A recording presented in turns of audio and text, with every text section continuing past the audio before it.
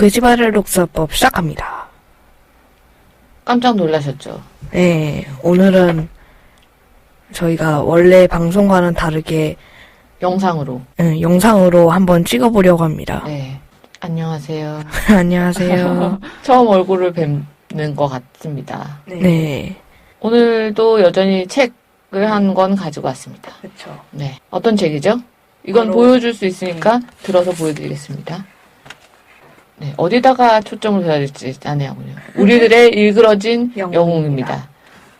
이게 사실은 초등학생 저학년이 하기에는 조금 어려운 내용이긴 하나 네. 한번 짚고 넘어가 볼까 합니다. 네. 저희가 왜 갑자기 영상으로 네. 팟캐스트를 하느냐. 그동안 이제 그 집 아들에 대한 수많은 이야기들이 나오고 있습니다. 뭐 정말 대본은 없느냐. 그리고 리얼 토크쇼가 맞느냐. 그렇죠. 자, 저희는 이 책 말고는 지금 있는 거라고는 네, 아무것도 없습니다. 자, 오늘 그리고 또 그런 얘기도 나왔어요. 어떤 얘기를 그 집 아들은 혹시 아역 배우가 아니냐. 잘 훈련된 아역 배우가 아니냐. 아닙니다. 저는 네. 정말 리얼 독서 토크쇼를 하고 있고요. 네, 여러분이 들으시는 그대로입니다. 네. 원래는 저희가 마주보고 방송을 하는데 오늘은 옆으로 하다 보니까 좀 시선 처리를 어디 해야 될지 잘 모르겠군요. 좀 어색해도 이거는 뭐 보는 방송이 아니고 책을 위한 방송이기 때문에 이해해 주세요. 네. 자, 그럼 오늘 책 우리들의 일그러진 영웅 시작해 볼까요? 네, 일단은 우리들의 일그러진 영웅 책의 줄거리를 간략하게 한번 소개해 볼게. 일단은 이 책의 주인공은 한병태라는 한 아이인데 이 초등학교에 다니고 있어. 이 한병태라는 아이가 원래 서울에 있다가 시골로 내려오게 되면서 그 시골 학교에서 있었던 일들을 그려낸 이야기야. 그렇지. 초등학생의 그 학교 생활 이야기지. 근데 그 시골 학교에서 꽤 큰 갈등이 일어나는데 엄석대라는 아이와의 갈등이야. 그렇지. 뭐 구체적인 갈등들은 앞으로 계속 풀어나갈 거지만 일단은 엄석대라는 아이는 그 굉장히 힘이 세고 포스도 있고 반의 회장이야. 반장이야. 반의 애들은 전부 다 엄석대를 거의 선생님처럼 생각을 해.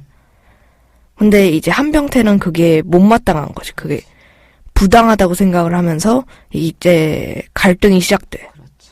사실 모든 초등학생이라면은 한 번쯤은 경험해 볼 만한 이야기지. 그렇지.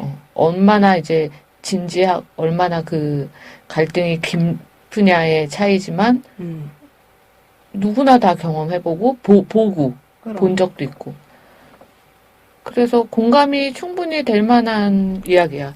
나도 이 책을 맨 처음에 읽었을 때는 내가 6학년 때, 6학년 중반쯤에 이 책을 처음 읽어본 것 같은데, 여기 나온 한병태라는 아이와 이 반이 6학년 반이거든. 또 하필.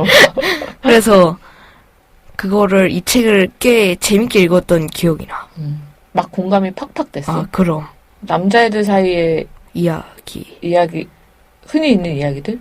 맞아. 그래서 내용이 뭐 진지하자면 엄청 진지할 수도 있지만 뭐 공감대는 충분히 형성될 만한 맞아. 그런 책이죠.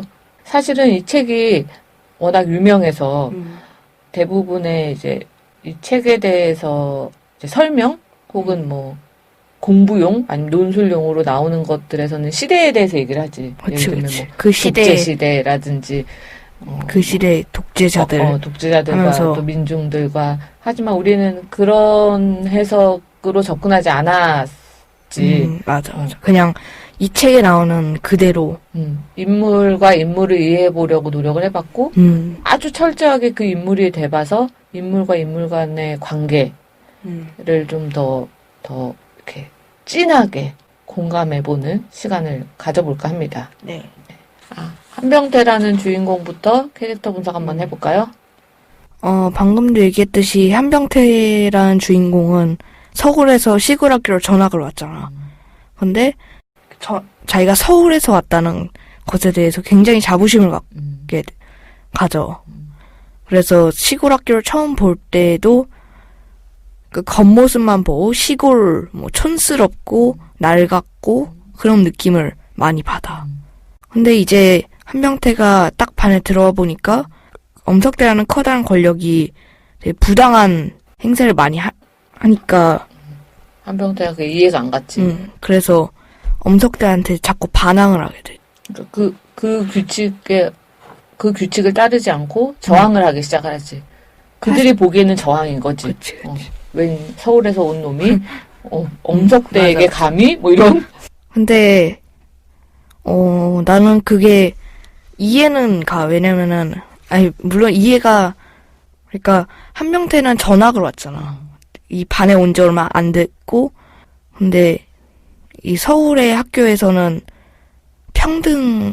평등하다기보다는 그래도 조금은 민주적이고 힘보다는 좀 공부랑 인기랑 성적 같은 걸로 순위를 매겼지. 근데 이 시골의 방식은 너무나도 달랐어. 그래가지고 그런 다른 방식에 대해서 반항하는 거는 난 당연하다고 생각해. 나도. 나였어도 쟤네가 왜 쟤한테 저럴까? 그렇지. 라는 의심이 했을 것 같아. 근데 나는 문득 든 생각이 한병태가 서울에서 전학을 오지 않고 원래부터 이 반에 있었다면은 어떻게 행동을 했을까? 엄석대에게 반항을 했을까? 그때도? 어려운 질문이긴 하지만 안 하지 않았을까? 그치. 나도 그랬을 것 왜냐하면 같아. 한병태의 나중의 모습들을 이제 나는 근거로 해서 생각을 해봤을 때 계속 반항하지 않았을 것 같아. 나도. 왜냐면은 한병태가 나중에는 어떻게 행동했지? 처음에는 반에 딱 들어왔을 때부터 한두 달 정도에는 엄석대한테 계속 반항하고 선생님한테 엄석대를 막 일르기도 하고 그랬는데 이제 나중에는 엄석대를 이길 수 없겠다 라고 생각을 해. 그리고선 자신의 저항을 모두 내려놓지. 그치. 그래서 엄석대의 편이 되는 것 같지만 속으로는 조금 이제 저항감이 남아있긴 그치. 하지. 사실 처음에 반항을 하는 거는 그럴 수 있는데 마지막에 엄석대의 편이 되었다는 거가 확실히 근데 이게 엄마는 이 책이 되게 재밌는 이유가 잘잘못을 따지기가 너무 어려워. 그치. 왜냐면 너무 공감이 가고. 왜냐면 나였어도 그랬을 것 같아. 이 초등학생 어린아이가 겪어야 될 그것도 혼자 반항하고 있었잖아. 그치. 얼마나 외롭고 힘들었겠어. 자기 말을 들어주는 사람도 없고 자기의 시선으로 엄석대를 바라봐주는 주변에 도와주는 사람이 없으니까. 그치. 그래도 나는 되게 기특한 게 되게 오래 견뎠던 것 같아. 오래 견뎠지. 한 달이면 오래 진짜 오래 견딘 것 같아. 나였으면은 물론 반항감은 생겼을 것 같아. 근데 엄석대의 편을 들지 않으면은 살아갈 수가 없는. 살아갈 수가 학교 생활에 적응할 수 없으니까. 수가 없어. 맞아. 조금은 엄석대의 편에 들지 않았을까? 아니면은 마음은 안 그래도 약간 거짓된 모습으로 생활하지 않았을까? 그치. 좀 조심스럽게. 그것도 이제 엄마도 그런 솔직한 생각인데, 근데 이제 이 책을 읽으면서 그 병태가 너무 힘든 극한의 상황까지 가서 자신을 내려놓는 모습을 읽었을 때 어떤 느낌이었어? 나는 그거는 불쌍하다 아니면 조금만 더 견뎌보지 그런 느낌이 있을 거 아니야. 아니 나는 처음부터 그런 생각을 하고 있었어. 처음에 반항을 할 때부터 언젠가는 엄석대 편에 서겠다라고 생각은 조금씩 하고 있었어. 왜냐면은 엄석대는 너무 큰 권력이잖아. 근데 그런 큰 권력 앞에 어쩔 수 없이 붙어야 됐던 것 같아. 붙지 않는 방법은 없나? 조금 떨어져 있으면서 관계를 아이, 유지할 수 있는 근데- 그런 건 없나? 나도 그런 것도 생각해봤는데, 근데 그 모든 반 아이들이 전부 다 석대의 편에 섰잖아. 맞아. 그리고 그 편에 선 것도 아니지, 사실. 거의 착 달라붙어 있었던 거지. 석대의 미움을 받지 않으려면은 더 착 달라붙어 있어야 되지. 맞아. 그게 이제 살려면. 살려면. 생활하려면.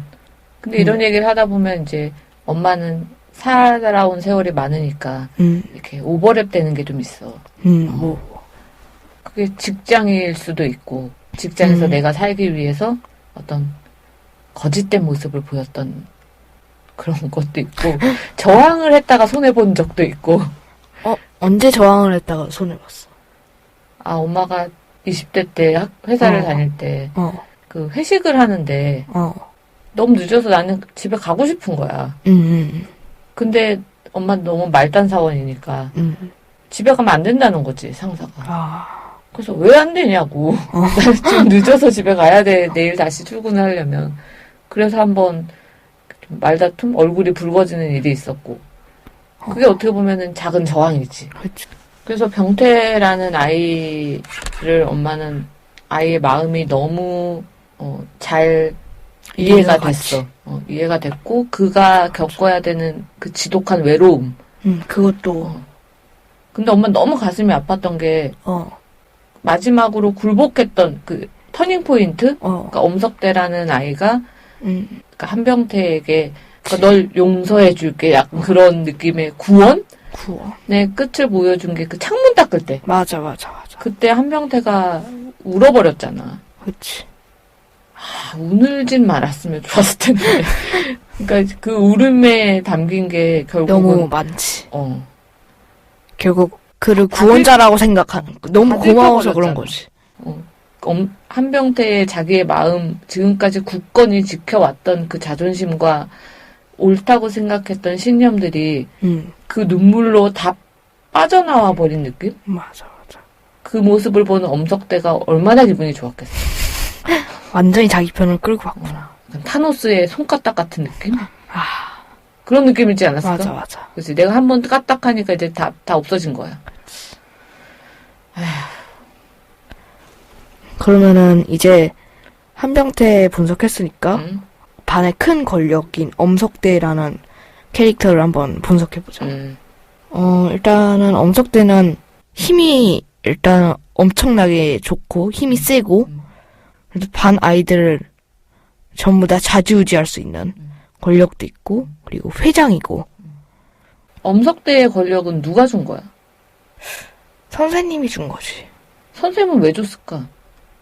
엄석대를 믿으니까. 그 엄석대라는 아이는 일단 굉장히 치밀해. 엄청 치밀해. 머리가 좋네. 진짜 좋은 일 했으면 좋았을 텐데. 정말 좋게 얘기하면 똑똑한 거고 나쁘게 얘기하면 사악한 거고. 일단은 엄석대가 보자. 엄석대가 그렇게 권력을 잡고 잡을 수 있었던 방법 몇 가지를 좀 얘기를 해보려고 해. 일단은 첫 번째는 이 사건별로 얘기를 할 건데 이 첫 번째는 이 한병태가 처음에 반에 딱 왔을 때 엄석대가 쉬는 시간에 일로 와보라고 했잖아. 그런데 한병태는 뭔가 그 포스 기운을 느끼고 막 반항을 하려고 했지. 그러면서 하는 말이 뭐 회장이 부르면 다 가야 되는 거야. 막 그래서 선생님처럼 다 갖다 대령해야 되는 거야. 라면서 반항을 해. 끝까지 반항을 하는데 근데 그 반 아이들은 이상하게도 엄청나게 웃어대. 그게 약간 무서운 장면이야 사실. 무서워. 엄청 맞아. 무서운 장면. 그 뒤에 몰아칠 폭풍에 대한 맞아. 그 어떤 예보 같은 거지. 그 아이들의 웃음. 보면은 일단 첫 번째 방법은 이 엄석대는 아이들을 굉장히 치밀하게 조작을 하고 있어. 사실 한병태가 맞는 말을 한 거잖아. 맞는 말을 한 거지. 뭐 회장이 부르면 다 가야 되는 것도 아니고. 그렇지. 한병태 같은 말을 하면은 이상한 사람이 되는 거지. 그렇지. 그러니까 다르네. 다르네. 우리 무리와 다르네. 그치. 보통 우리가 약간 이런 식으로 웃는다. 이렇게 책에 나온 식으로 웃는다 하면은 비웃음? 비웃음? 뭐 어쨌든 그 애가 너무나도 잘못된 말을 하고 있기에 뭐 상식에 맞지 않는 말을 하고 있기에 웃는 거잖아. 이런 식으로 비웃는 거잖아. 그래서 여기 나온 거에 보면은 그 한병태가 자기가 맞는 말을 하고 있는 건 아는데 뭔가 잘못한 느낌이 들고 있다는. 한번 읽어줘도 돼. 여기 그대로 한번 읽어볼게. 그런데 그 무슨 어이없는 생각이 변화였을까? 나는 문득 무엇인가 큰 잘못을 하고 있다는 느낌. 특히 담임선생님이 부르시는데 뻗대고 있었던 것과 흡사한 착각이 일어났다. 어쩌면 그때까지로 멈춰있지 않고 있던 아이들의 왁자한 웃음에 기가 죽어 그게 굴욕적인 복종인 줄 알면서도 석대의 말을 따랐는지도 모를 일이었다. 라고 나와 있어. 아주 정확한 묘사야. 글을 잘 쓰셨어요. 이게 너무 깔끔하지? 너무 그 느낌이야. 굴욕적인 복종. 그런 단어와 왁자한 웃음에 기가 죽는다는 거지. 웃음과 기가 죽는다는. 그게 근데 이거 말고 또 어떤 표현이 있겠어? 그 느낌이 그 느낌인 것 같아. 어쨌든. 그래서 엄석대는 어떤 방법을 썼다는 얘기인가요? 그래서 일단은 다른 얘기. 그러니까 무리와 다른 거는 엄석대에 반항하는 거 그런 거는 전부 다 잘못된 거다. 오케이. 이상한 거다라고 애들한테 뭐 암묵적인 말로 얘기를 하고 있지. 그렇지. 자, 엄석대의 권력 두 번째 방법. 네. 이거는 그 왁자한 웃음이 있었던 그 일 이후로 꽤 최근에 있었던 일인데 여기 보면은 그 웃음을 그치고 웃는 얼굴로 바꿔서 얘기를 했잖아. 누가? 엄석대가 한병태에게. 그래서 되게 정이 뚝뚝 묻어나는 듯 자비로워 보이고 싶은 거지. 보면은 그래서 그러니까 정리해서 얘기하자면 엄석대는 철저하게 그 자기 무리와 다른 걸 배척하고 소외시키면서 그 사이에 항상 영웅처럼 등장을 해서 그치. 나는 너의 편이야. 그런 느낌을 주는 거지. 되게 애매하고 치밀하고 아주 치욕적인 방법을 쓰고 있지. 그 후에도 엄석대가 한병태가 서울에서 왔다는 걸 자랑하게 말을 꺼내줘.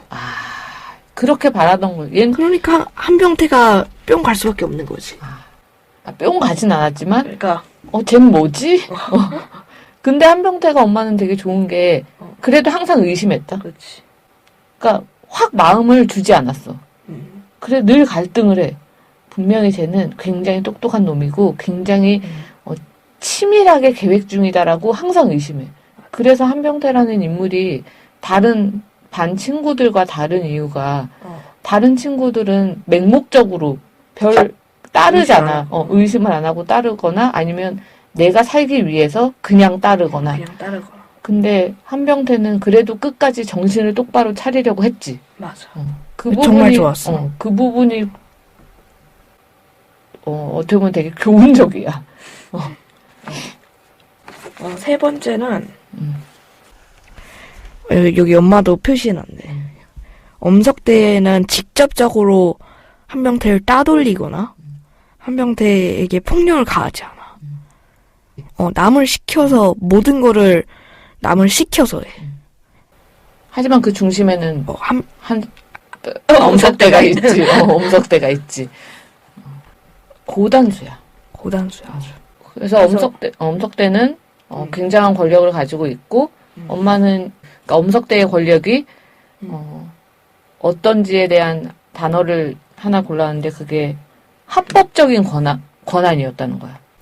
그래서 그 그러니까 합법화되어 있는 것에 반항을 하는 병태는 너무 약했던 거지. 그치. 너무 그 큰 권한에 맞서기에는 너무 힘이 약했던 거죠. 그렇지. 그리고 한병태의 아버지도 그 힘에 대응했으나 실패한 케이스였고, 맞아. 그래서 병태가 아빠에게 그 엄석대의 불합리성에 대해서 얘기했을 때 오히려 꾸짖지. 맞아. 아유, 이 나약한 놈. 그러니까 너도 어차피 못 이길 거다. 그 힘에. 그런 맞아. 어떤 그 힘에 못 이기면 그냥 굴복하라. 그렇지. 그러든지 아니면 공부를 이기든지 뭔가 정당하게 경당하게 해서는 이기기가 힘들다라는 어떤 뉘앙스의 말을 하지. 맞아. 그래서 더 병태는 편이 없었고 더 힘들었고. 그래서 너무 결국 외로운 싸움이었지. 그렇지. 결국 굴복했고. 자, 거기에 이제 선생님이라는 캐릭터에서 한번 얘기해 보면 그 원래 있던 담임 선생님은 처음에 읽었을 때는 그 선생님이 그냥 귀찮아서 엄석대에게 권한을 준 거라고 생각했는데 그렇지가 않더라고. 어땠어? 여기 선생님 맞아. 64페이지에 보면 읽어볼게. 응. 이제 병태가 선생님한테 하도 이제 엄살이라기보다 이제 석대를 일르고 불편함을 얘기하니까 나는 반 아이들 모두의 지지를 받고 있는 석대를 지지할 수밖에 없다. 네가 반드시 그러리라 믿고 있는 것처럼 아이들의 그 지지란 것이 실상은 석대의 위협이나 속임수에 넘어간 것이 거짓된 것일지라도 마찬가지야. 나는 어쨌든 아이들을 그렇게 만든 석대의 힘을 존중하지 않을 수 없어.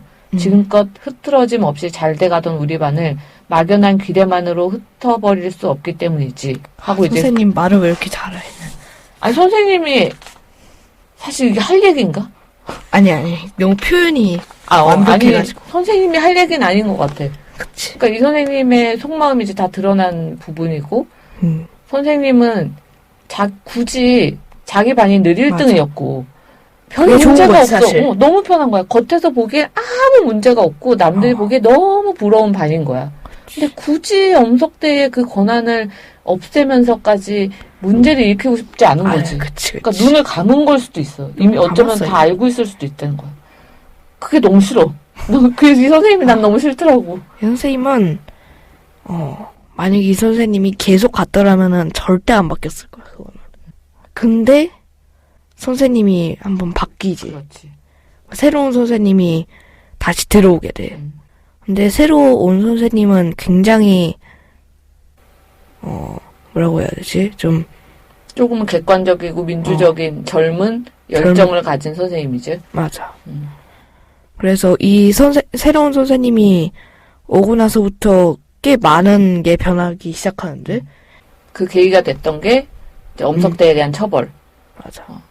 그러니까 불합리성에 대한 의심을 품고 그거를 파헤치고자 해서 이제 결국은 엄석대의 그 나쁜 행동들을 전부 다 알게 되지. 그때 선생님이 어떻게 행동했지? 엄석대에게 매를 때렸어. 그렇지. 그 모습을 본 아이들은 어땠을까? 그 선생님의 그 선생님은 되게 엄석대보다 강한 존재야. 와, 짱이다, 선생님. 이런. 우와, 엄석대를 이겼어. 엄석대를 때리다니. 그런 느낌이었겠지. 그리고 여기 책에도 나와 있는 표현이지만 그 한병태는 그 모습을 보면서 엄석대가 왠지 작아져 보였다는 얘기를 해. 그냥 옛날에는 굉장히 멋있고 근데 맞고 있는 걸 보면은 불품없는 한 아이가 매를 맞고 있는 것처럼 보였다고 얘기를 해. 그리고 나서 이제 선생님이 학급 아이들에게 엄석대의 잘못을 얘기하게 하지. 그러니까 애들은 다 얘기하지. 그동안 숨겨놨던 걸. 정말 되게 싫더라. 내가 이제 얘기해도 될 만한 더 힘센 권력자가 나타났다라는 거잖아. 근데 한 가지 얘기해야 할 점은 그 전에 있던 선생님도 애들한테 얘기하게 시키긴 했어. 근데 그때는 애들이 아무것도 안 얘기했지. 그건 곧? 그 선생님이 약하다고 생각을 한 거야. 한병태보다 약하다고, 엄석대보다 약하다고 생각을 한 거지. 선생님이 그것까지는 몰랐나 보네. 아니, 뭐 굳이 그래도 상관없다고 생각했을 수도 있어. 자, 그래서 우선 주요 인물 4명에 대해서 얘기를 나눠봤고, 결국 이제 우리가 초점을 맞춘 건 엄석대와 한병태의 관계, 그에 대해서 이제 얘기하면서 마무리를 하려고 하는데, 한병태는 엄석대를 정말 미워만 하고 큰 존재, 내가 대항할 수 없는 존재라고만 생각했을까? 되게 복잡한 감정을 갖고 복잡했어. 있는 것 같아. 한병태가 바라보는 엄석대가. 자꾸 생각하잖아. 그치. 어른이 돼서도 자꾸 생각하잖아. 떠올리지. 그거는 어떤 느낌인가? 그때 했던 행동들이 조금은 후회가 되는 거 아닐까? 아, 자신의 행동? 자신의 행동. 어떤 면이 후회가 돼? 그때 만약에 조금 더 열심히 반항했으면? 아니면 그때 좀 더 그 엄석대의 잘못을 더 많이 일러 바칠 수 있었으면. 어떻게 보면 되게 마음이 아픈 이야기야. 맞아. 그러니까 병태를 생각해도 마음이 아프고 엄석대를 생각해도 마음이 아프고. 준선 어느 쪽에 마음이 좀 더 마음이 가? 더 잘 이해가 돼? 나는 약간 병태 쪽이 좀 더 얼핏 보면은 그냥 평범한 학교에서 평범한 학교 생활이 이루어지는 반이라고 생각을 할 수 있는데 그 안에서 굉장히 치밀하고 계획적으로 움직이잖아. 근데 그 병태가 그 계속 얘기를 하고 싶어 하는데 선생님한테도 그렇고 계속 알리고 싶어 하는데 근데 알아주는 사람이 아무도 없잖아. 병태에 대해서. 선생님도 뭐 그걸 의욕이 없다고 해야 되는지 아니면 그냥 눈을 감는 건지 모르겠지만 선생님도 그렇고 병태의 아빠까지도 그래서 정말 외로운 싸움이 됐었구나. 주변에 아무도 자기를 생각해주는 사람이 없으니까 그런 부분이 많이 대단한 면. 그게 대단한 것 같아. 싸우느냐, 그러니까 싸우는 게 막 주먹으로 싸우는 게 아니고 끝까지 저항을 하느냐, 안 하느냐에 따라서 병태가 될 것이냐, 다른 그 반 아이들이 될 것이냐의 그 차이가 바로 그건 것 같아. 근데 그게 되게 쉬운 것 같은데 너무 어려워. 나 스스로 못했을까. 그 그룹에 저항을 한다는 건 엄청난 용기를 필요로 하지. 용기는 안 내도 정신은 똑바로 차리고 있었을 것 같아, 나는. 그치. 계속 그 석대한테 굴복하면서까지도 그래도 마음속으로 의심은 계속 하고 있고 언젠가 기회를 노리고 있잖아. 그렇지.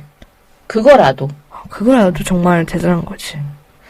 자, 저희가 오늘은 갑자기 이런 방송을 해서 조금 더듬더듬한 부분도 있으나 맞아요. 너 손이 부자연스러워. 그 진지하지만 재미있는 우리들의 일그러진 영웅에 대해서 한번 방송을 해봤습니다. 자, 저희 아무것도 없었던 거. 없어요. 네. 예, 그러면 다 외운 거 아니에요. 외워서 될 게 아니지. 몇 분을 녹음했는데. 네. 그러면 그지발력서법 끝.